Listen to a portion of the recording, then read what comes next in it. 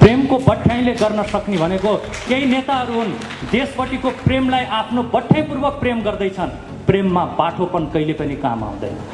र फेरि पनि चुनावको घोषणा हुँदैछ, फेरि पनि बेशरम भएर यिनीहरू त्यसै गरी भोट माग्न आउँदाखेरि हामी उनीहरूलाई भोट दिने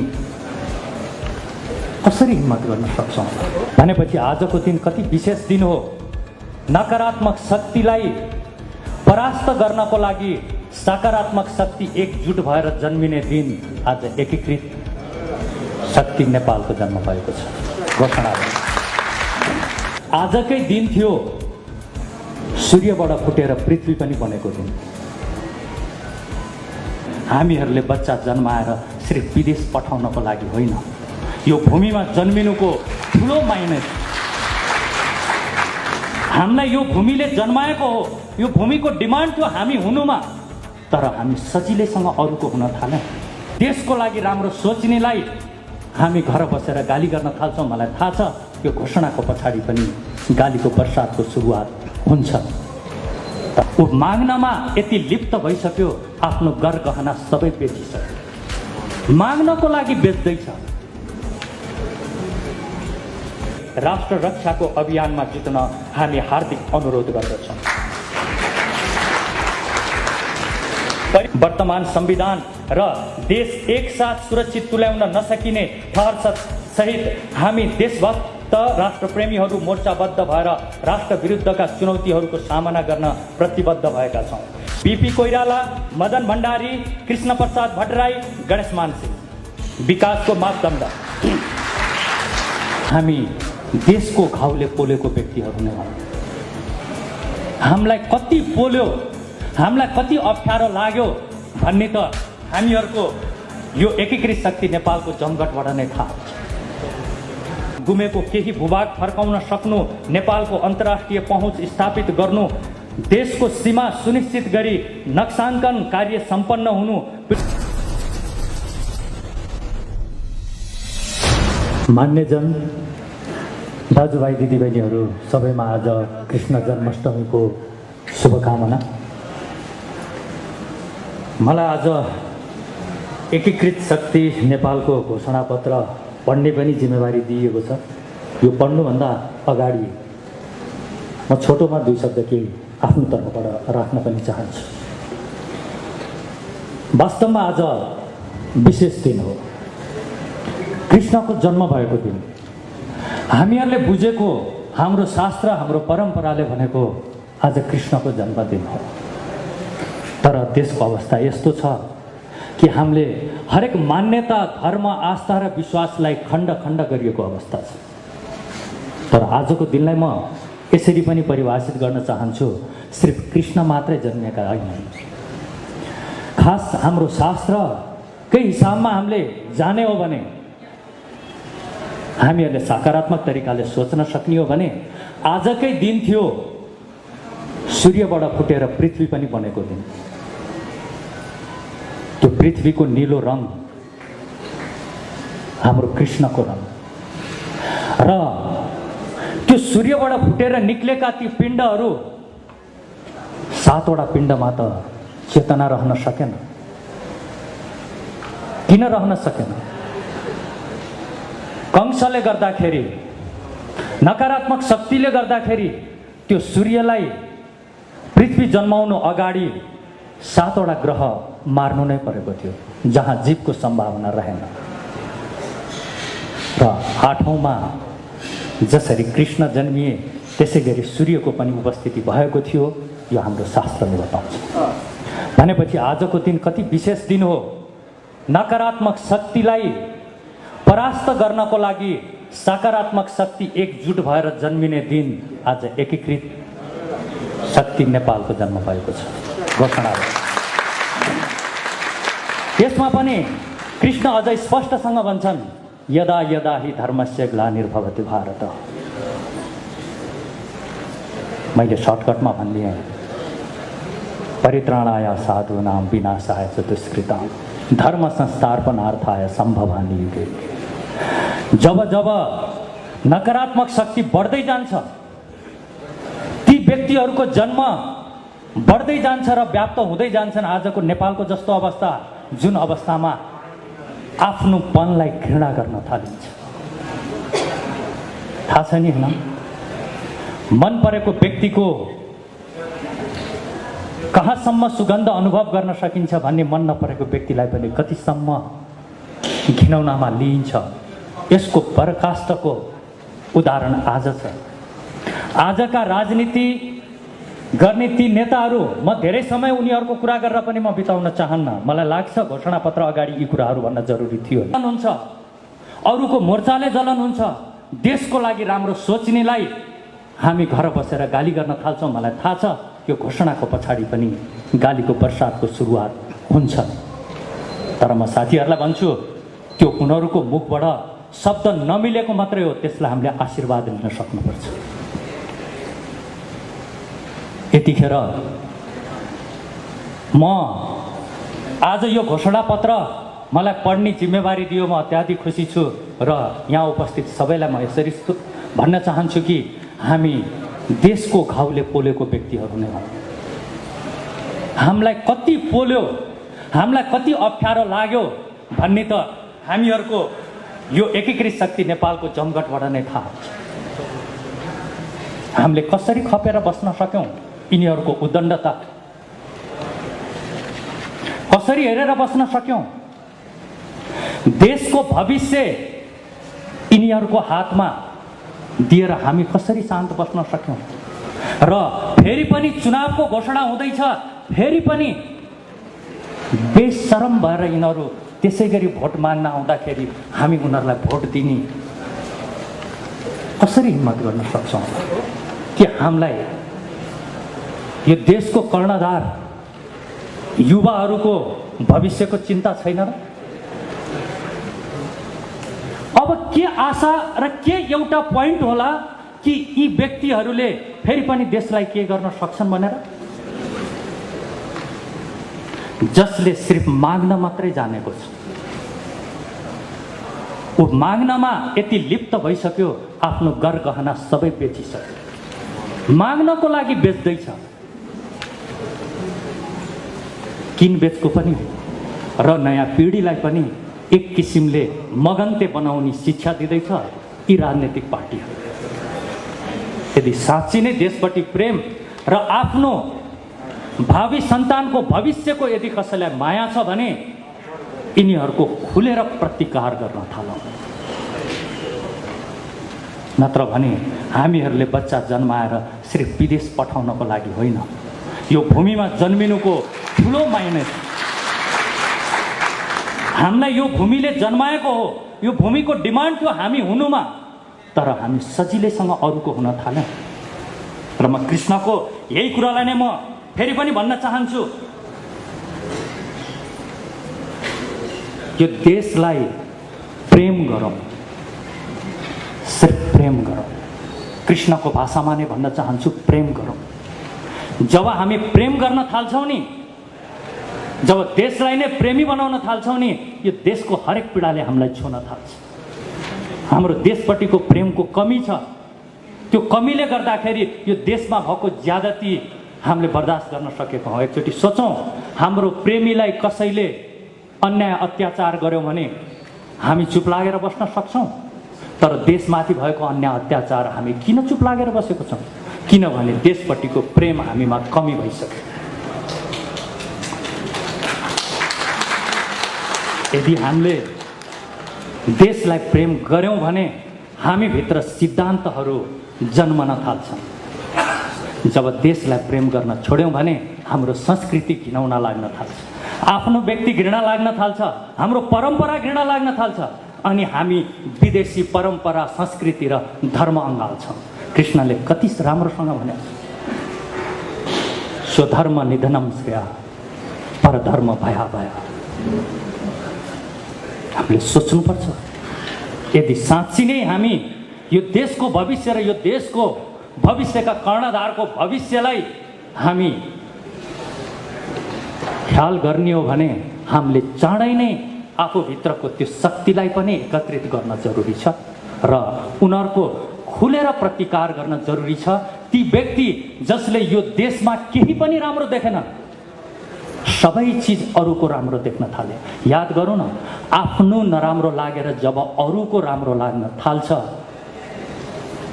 त्यस पछाडि के हुन्छ त ठ्याक्कै यी नेताहरू जो देशको भविष्य हातमा लिएर बसेका छन्, यस्तै नै अवस्था हुन्छ। हामीले छोटोमा भन्नुपर्दा देशलाई प्रेम गर्ने बानी बसालौँ, आजैबाट सुरु गरौँ र जति देशको हामी प्रति प्रेम बढ्दै जान्छ, त्यति देशको चोटले हामीलाई छुन्छ र देशमाथि घात गर्नेहरूलाई हामीले दुश्मनको रूपमा देख्न थाल्दछौँ।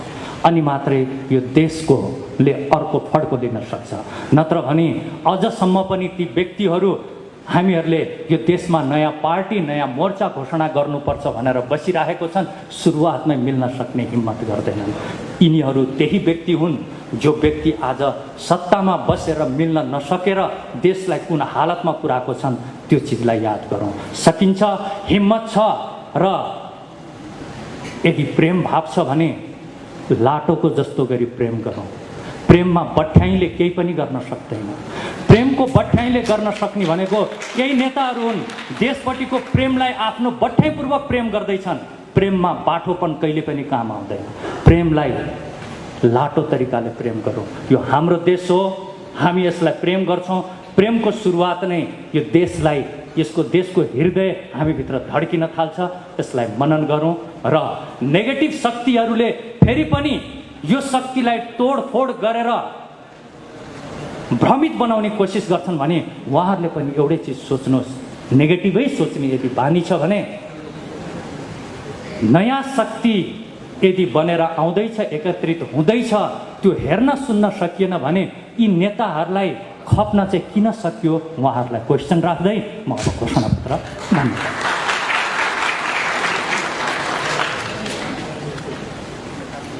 म जसरी लेखिएको छ एकीकृत शक्ति नेपालको घोषणापत्र, म जस्ताको तस्तै सुनाउन जाँदैछु। शान्त, स्थिर र समृद्ध नेपाल हामी नेपाली सबैका साझा सपना हो। विक्रम सम्वत 1825मा नेपाल एकीकरणको प्रारम्भिक तर मुख्य कार्य सम्पन्न भएपछिका 40 वर्ष हामीले देशलाई एकताबद्ध तुल्याउने महाअभियानमा बितायौँ। विक्रम सम्वत 1872 को सुनौली सन्धिपछि एकीकरण अभियानले विश्राम मात्र लिएन, हाम्रो स्वाभिमानमा भएको 1,05,000 वर्ग किलोमिटर भूभाग पनि गुमाउनु पर्यो।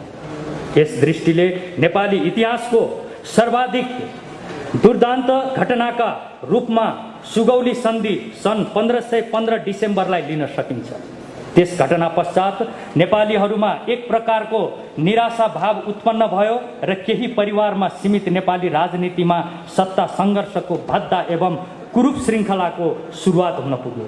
विक्रम सम्वत 1903 मा जङ्गबहादुर राणाको उदय भएपछिका 104 वर्षसम्म नेपालले राजनैतिक स्थिरताको महसुस गरे पनि प्रजातान्त्रिक दृष्टिले उक्त कालखण्डलाई निशाकालका रूपमा बुझिन्छ। यद्यपि राष्ट्रियता सबलीकरणमा भने राणाकाल स्मरणीय बन्यो। सुगौली सन्धिका क्रममा गुमेको केही भूभाग फर्काउन सक्नु, नेपालको अन्तर्राष्ट्रिय पहुँच स्थापित गर्नु, देशको सीमा सुनिश्चित गरी नक्साङ्कन कार्य सम्पन्न हुनु, पृथ्वीनारायण शाहका नीति व्यवहारको पदचापमा मुलुकलाई अघि बढाउन सक्नु, आफ्नै मुलुकमा हात हतियार तथा गोलीगट्ठा उत्पादन कारखाना स्थापना हुनु लगायतका कैयन महत्त्वपूर्ण कार्यले राणाकाललाई राष्ट्रियताका दृष्टिले स्मरणीय बनाएको छ। विक्रम सम्वत 2000 सालको राजनीति परिवर्तन सैद्धान्तिक एवं वैचारिक दृष्टिमा उत्तम र विशिष्ट मानिएको छ र एउटा पारिवारिक निरङ्कुशताको दास्ताबाट मुक्त भई प्रजातान्त्रिक पद्धतिमा मुलुक प्रवेश हुनुलाई हामीले युगान्तकारी परिवर्तन मानेका छौँ। तर 2007 सालको परिवर्तन यता नेपाली राजनीति स्थिर, राष्ट्रपयोगी र जनहितमुखी बन्न नसकेको यथार्थ हामी बेहोर्दैछौँ। 7 दशक अघि उत्पन्न राजनीतिक झमेला र राजनीतिक केन्द्रित राजनीतिबाट अहिलेसम्म मुक्त नपाउनु नेपाली जनका निम्ति दुर्भाग्यपूर्ण हो। राजा महेन्द्रको शासनकालमा राष्ट्रियता र विकासका दृष्टिले उत्तम मानिए पनि 2017 सालमा उनले चालेको कदमले नेपालको प्रजातान्त्रिक अभ्यासमा पूर्ण विराम लागेको र त्यस पछाडि अपरिहार्य बनेको प्रजातान्त्रिक आन्दोलनका कारण राजनैतिक र सामाजिक स्थायित्वमा बाधा उत्पन्न भएको यथार्थलाई हामी अस्वीकार गर्न सक्दैनौँ। 2046 सालमा जनता र राजाको सहमतिमा स्थापित प्रजातन्त्र आफैमा उन्नत र नेपालको सन्दर्भमा उपयुक्त भए पनि 2052 सालमा माओवादीका नाममा सुरु भएको प्रजातन्त्र विरुद्धको हिंसात्मक सङ्घर्षले नेपाली जनतालाई प्रजातन्त्रको रसस्वादन गर्ने अवसरबाट वञ्चित तुल्याएको घटना सन्दर्भलाई भुल्न सकिँदैन। 2047 सालमा राजा नेपाली काङ्ग्रेस र वामपन्थी कम्युनिस्टहरूको साझा दस्तावेजका रूपमा आएको संविधानलाई प्रजातन्त्र र राष्ट्रियताका दृष्टिले समेत उपयुक्त मानिएको हो। बेलायती मोडलको प्रजातान्त्रिक प्रणाली स्थापना हुँदा हामीले मुलुकमा राजनैतिक विवाद र झमेला अन्त्य भई स्थिरता, शान्ति र समृद्धिको यात्रा प्रारम्भ हुने विश्वास गरेका थियौँ। तर प्रजातन्त्र विरुद्ध माओवादीले सुरु गरेको हिंसात्मक सङ्घर्षले देशको सामाजिक जीवन,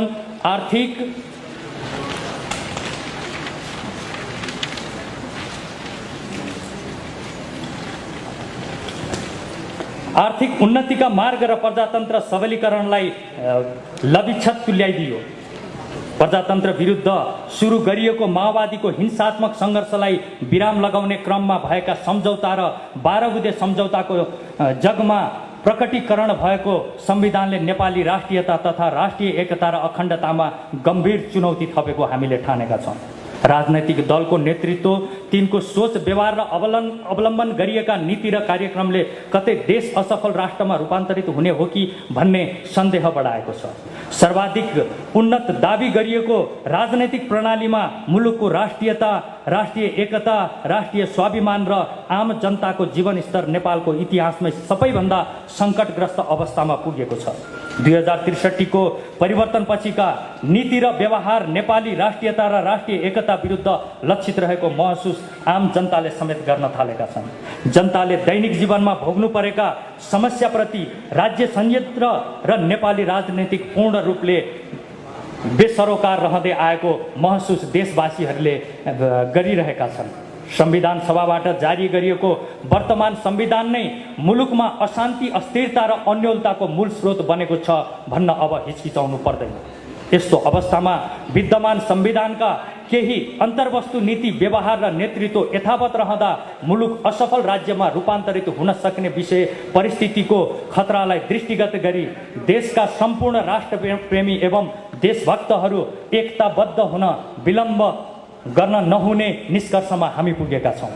वर्तमान संविधान र देश एकसाथ सुरक्षित तुल्याउन नसकिने ठहर सहित हामी देशभक्त राष्ट्रप्रेमीहरू मोर्चाबद्ध भएर राष्ट्र विरुद्धका चुनौतीहरूको सामना गर्न प्रतिबद्ध भएका छौँ। सम्पूर्ण देशभक्त राष्ट्रप्रेमी मौलिक धर्म संस्कृति संरक्षणमा पक्षधर तथा एकता र अखण्डताका हिमायतीहरूलाई यसै मोर्चामा सामेल भई राष्ट्र रक्षाको अभियानमा जुट्न हामी हार्दिक अनुरोध गर्दछौँ। परिवर्तनका अपरिहार्य कारणहरू: राष्ट्रियता कमजोर हुँदै गएको, सामाजिक सद्भाव र राष्ट्रिय एकता दुर्बल भएको, सार्वभौमिक सर्वोच्च र राष्ट्रिय अखण्डताको रक्षा हुन नसकेको, नेपालीहरूको मौलिक धर्म संस्कृति र परम्पराको संरक्षण हुन नसकेको, पराया धर्मको कृत्रिम विस्तारलाई काबुमा लिन नसकेको, नखोजेको, राज्य संयन्त्रलाई राजनीतिकरण र पार्टीकरण गरिएको, राष्ट्रिय उत्पादनका साधन र उत्पादकत्वको विकास हुन नसक्दा मुलुकले धान्नै नसक्ने गरी व्यापारी घाटा बढेको, पर्यावरण सुधार र संरक्षणमा राज्य उदासीन रहेको, व्यवस्थित आवासीय व्यवस्था, औद्योगिकरण र रोजगारी प्रवर्तन गर्ने कार्यक्रम तर्जुमा हुन नसकेको, व्याप्त भ्रष्टाचार नियन्त्रण र सुशासन तथा पारदर्शिताका निम्ति कुनै कदम नचालिएको, नेपाल र नेपालीको गरिमामय प्रतिष्ठा सम्मान विश्व सामु अति कमजोर हुँदै गइरहेको, विकास निर्माणका कार्यमा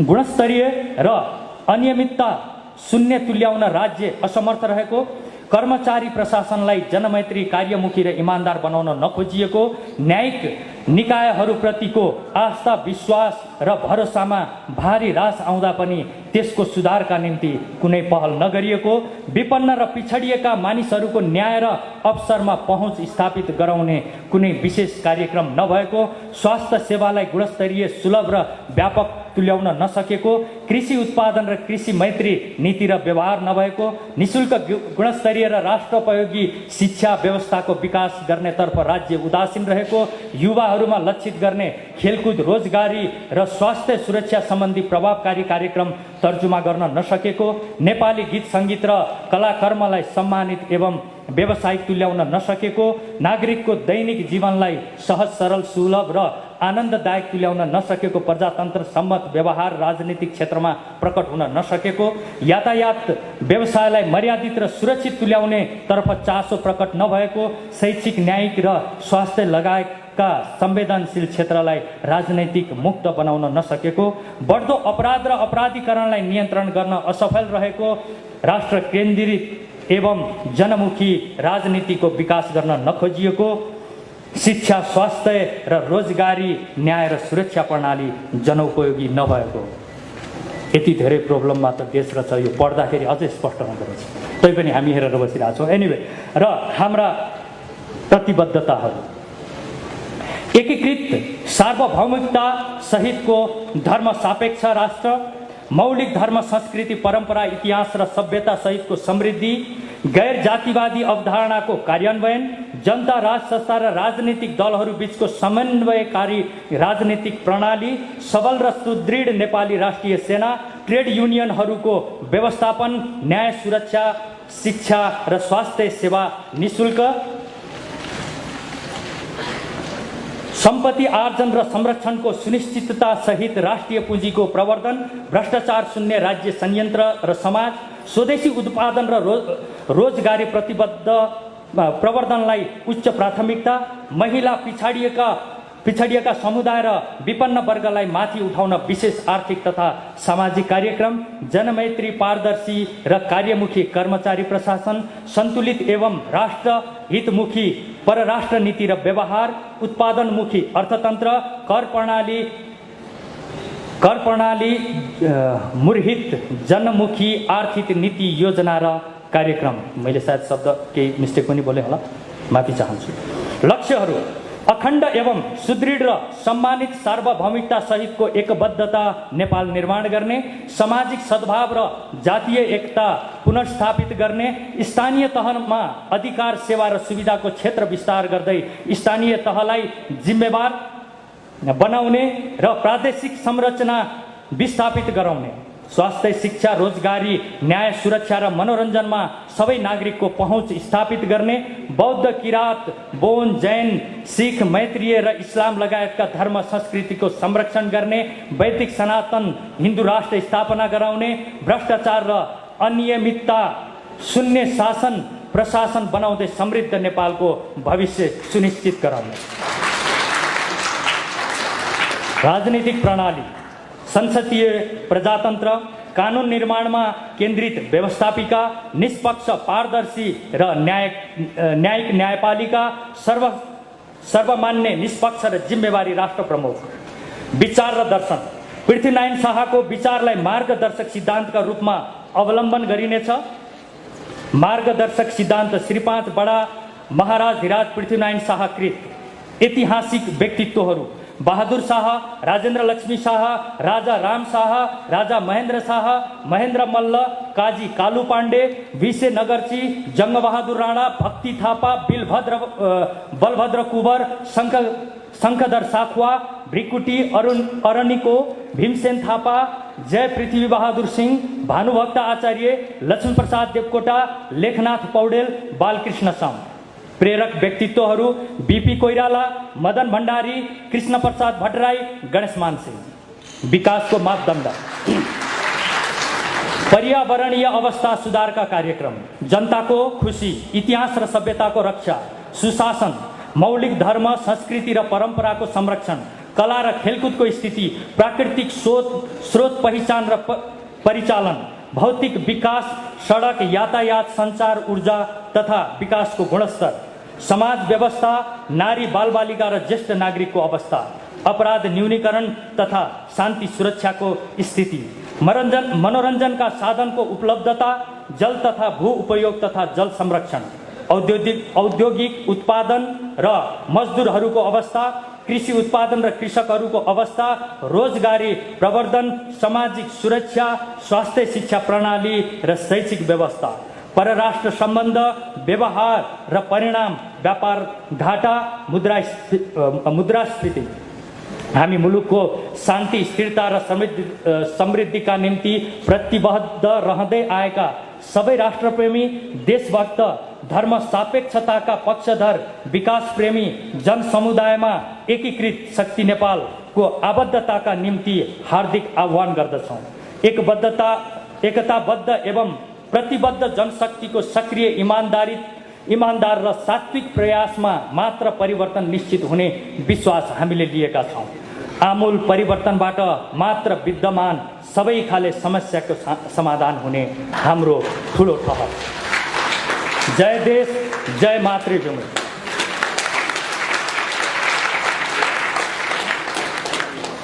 थ्याङ्क यू।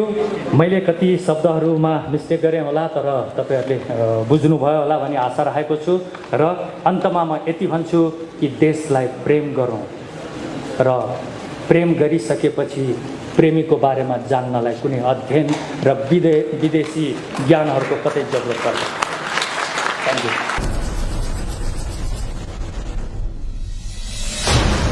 भोट दिने कसरी हिम्मत गर्न सक्छौँ भनेपछि आजको दिन कति विशेष दिन हो।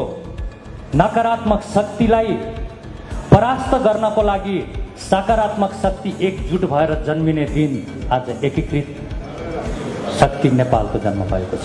घोषणा भयो।